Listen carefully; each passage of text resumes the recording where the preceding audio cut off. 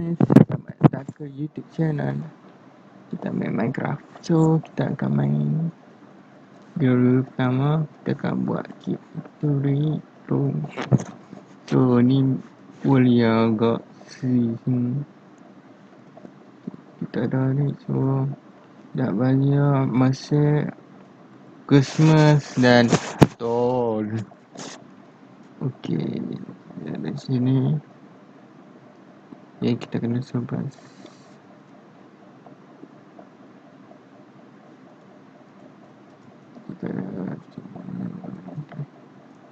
Kita kena tutup ni.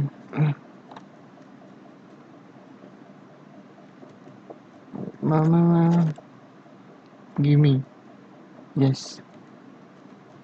So kita kena buat table.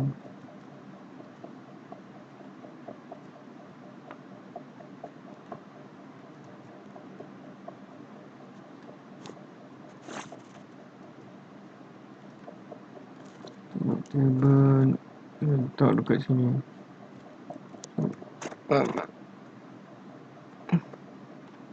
Oh.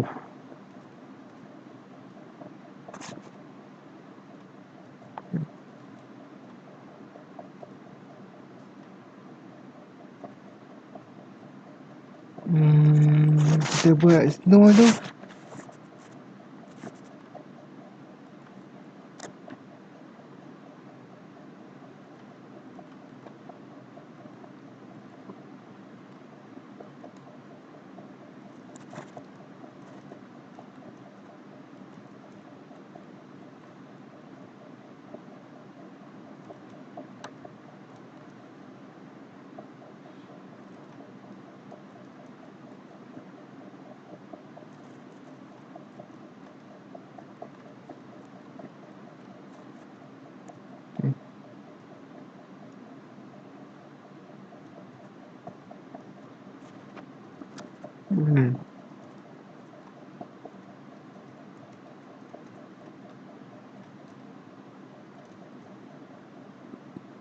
Oh.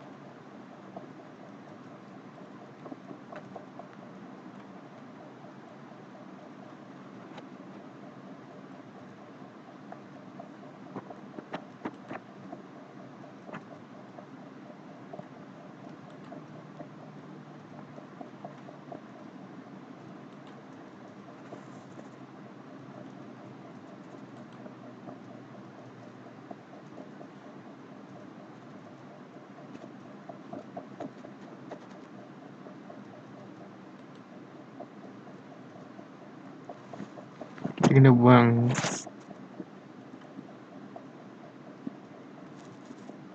Oh. Lupa buang air.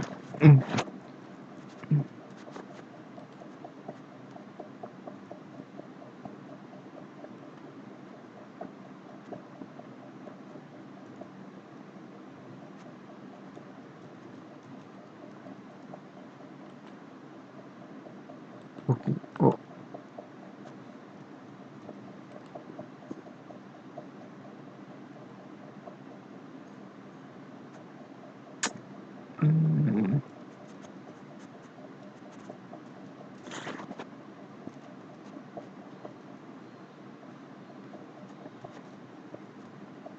Dia buat banyak.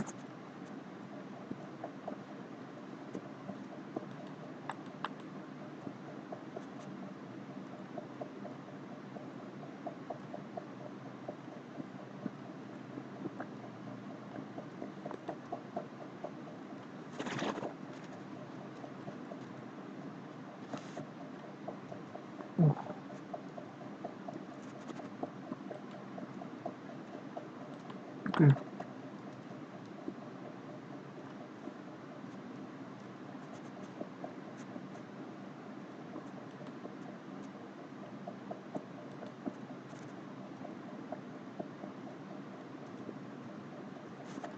Kita buat slab tu.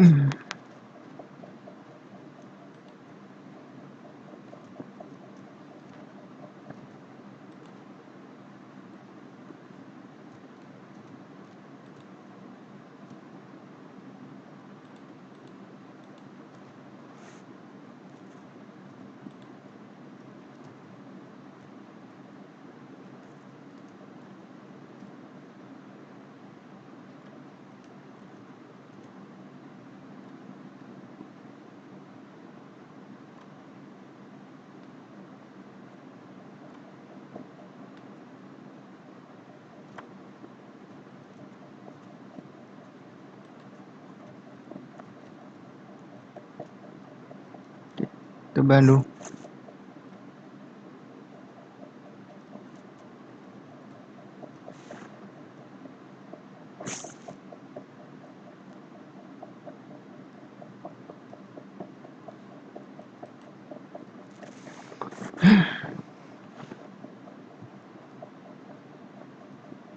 Ni.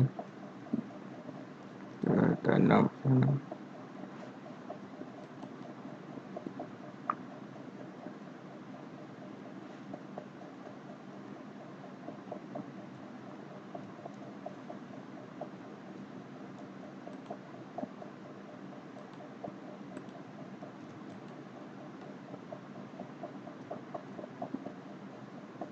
Chaplin.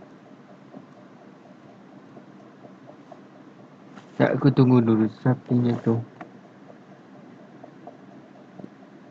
Over to play with the baby, but when he suffers Will's extraordinarily strong grip, he declares that he will train him into the world's greatest swordsman. This irks Miria, and the two gods begin arguing over who gets to mentor him. They ask Mandel to mediate for them, but he ends up taking a liking to Will instead, and he decides to teach him magic. They're back to square one, and they're no closer to deciding who among them will raise him. Reus grows impatient and threatens to return the child to the mortal world if all they'll do is fight over him. However, they each have their own reasons for wishing to impart their knowledge and wisdom. Ronan wants to raise Will into a man who can defend himself and others. Miria believes her healing magic will mold Will to have a kind heart. And Vandal trusts the knowledge and curiosity of the unknown are what will complete Will. Seeing that these are all valid reasons, Reus suggests that they all take turns teaching Will their respective disciplines. They resolve to give Will the world-class education he deserves, minus the student loans. However, deep down, the three gods all have their own ulterior motives, and they all secretly hope that Will favor their discipline over the others. Ronan asks Reus what he plans to teach the child, and he replies that letting Will roam the world freely is enough.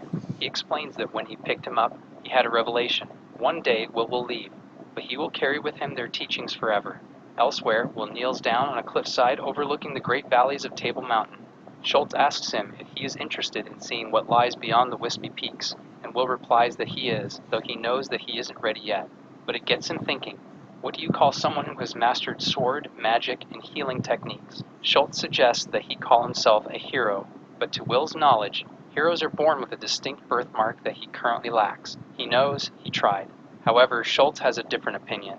To him, someone who protects others at the risk of their own safety is a hero. He tells Will that to him, and to the residents of the forest and Table Mountain, Will is already their hero. Emboldened by this, Will stands up and declares himself a hero. His echoes are heard by his three foster parents, who couldn't be prouder of him. 7 years later, Miria wonders where Will has gone. She calls out his name, and a small bird flies toward Will to give him the news. Will, now 14 years old, has reached the age of departure. His adventure is about to begin. Good thing, because this was the longest prologue of my life. Lady Luna, a devotee of the great earth goddess, is praying at an altar when she suddenly receives a revelation, prompting her to stand up and leave. One of her maidens-in-waiting asks her where she is off to, and she replies that she is heading to the Mountain of the Gods to meet the hero. Elsewhere, Will cuts down a few apples for him and Schultz to eat. While they enjoy the gentle and familiar breeze of Table Mountain, Schultz senses that Will is about to leave. He nods. Ruse had told Will that he would descend the mountain and become a savior for humanity. Will is hesitant to part ways with Schultz, especially since it means that the forest will be left undefended. However, Schultz reassures him that there are plenty of strong fighters among the forest creatures. Schultz would love to come with Will, but he tells him that he can't. He points out that Schultz still has to deal with Weiss, and he bashfully replies that he wants nothing to do with that tomboy of a wolf. It doesn't matter if she's a wolf. If she's a tomboy, I like. Will ruffles Schultz's fur, and they share a heartfelt embrace. They are the best of friends, and they will both be saddened to part ways. Will gathers the remaining apples, and he prepares to head back home. However, Schultz's nose suddenly goes on high